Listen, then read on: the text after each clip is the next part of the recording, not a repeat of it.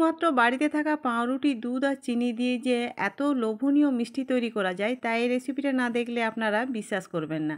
আবার বাড়িতে কোনো অতিথিও যদি আসে তাহলে খুব ঝটপট করে এই রেসিপিটা তৈরি করে অতিথিকেও দেওয়া যায়। নমস্কার, আমি সরস্বতী সিংহ, আর্ট করে জীবনে আপনাদের সকলকে স্বাগত।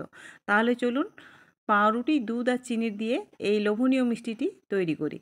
তার জন্য আমি এই দেখুন এখানে পাউরুটি নিয়েছি। এরপর এই পাউরুটিগুলোকে চাকু বা ছুরির সাহায্যে আমি 4 টুকরো করে কেটে নিচ্ছি। আপনারা চাইলে 2 টুকরোও করতে পারেন, আবার গোটাও রেখে দিতে পারেন।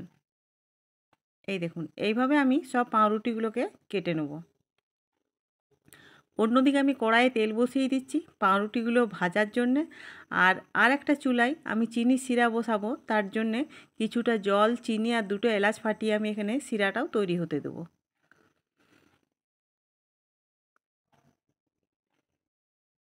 এই চিনি শিরার জন্য আমি জল, চিনি আর 2টো এলাচ ফাটিয়ে এখানে দিয়ে দিলাম। এটা ফুটতে থাকুক শিরা তৈরি হওয়ার জন্যে। আর অন্যদিকে তেলটা আমার গরম হয়ে গেছে। এরপর আমি পাউরুটি টুকরোগুলো দিয়ে উল্টে পাল্টে ভালো করে লাল লাল করে ভেজে তুলে নেব। এইভাবে আমি উল্টে পাল্টে একটু ভেজে নিচ্ছি। আঁচটা কমিয়ে দিয়েছি, তাহলে ভাজাটা কিন্তু খুব সুন্দরভাবে হয়ে যাবে। এই দেখুন আমার পাউরুটির টুকরোগুলো কিন্তু ভাজা হয়ে গেছে। এরপর আমি এগুলোকে তুলে নামিয়ে নিচ্ছি। অন্যদিকে কিন্তু আমার শিরাটাও প্রায় রেডি হয়ে এসছে। শিরাটাকেও আমি নামিয়ে নেব। এই দেখুন পাউরুটিগুলো আমার ভাজা হয়ে গেছে। এইদিকে দেখুন আমার শিরাও কিন্তু তৈরি হয়ে গেছে। এরপর শিরাটাকেও আমি নামিয়ে নিয়েছি।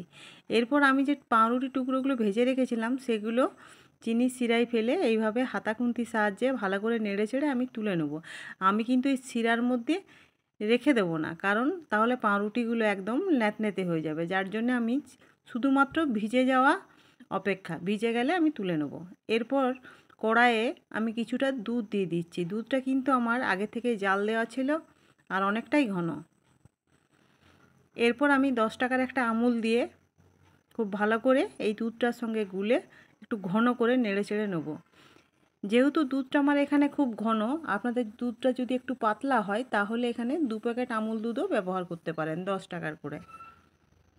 এই দেখুন এইভাবে নেড়ে চেড়ে আমি কড়াই দুধটাকে খুব ঘন করে নিচ্ছি। আমার কড়াইয়ের দুধ অনেকটাই ঘন হয়ে গেছে। এই দেখুন এই রকম আমার ঘনত্বটা দরকার। এরপর আমি দুধটা কিন্তু একটা বাটিতে নামিয়ে নিয়েছি। এরপর এই পাউরুটিগুলোর মধ্যে এইভাবে সাজিয়ে দিচ্ছি বা দিয়ে দিচ্ছি, যাতে করে সব পাউরুটির মধ্যে এই ঘন দুধটা মিশে যায়।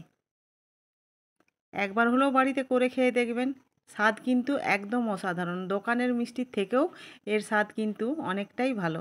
ধন্যবাদ আপনাদেরকে আমার এই ভিডিওটি দেখা।